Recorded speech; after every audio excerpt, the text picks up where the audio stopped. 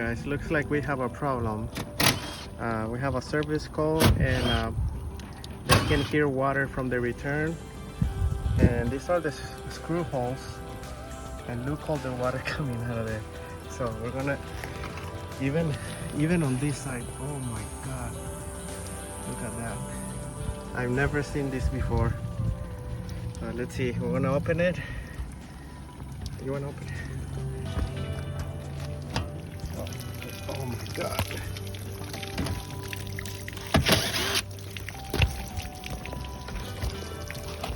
Oh no. Oh no, no, no. Holy smokes. Oh wow.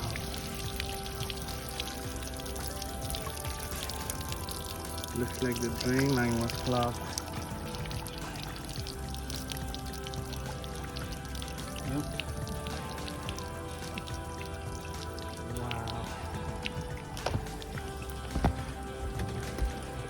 See? This is why you should do maintenance at least once a year. That way you avoid any water damage, water going into your return and things like that, you know?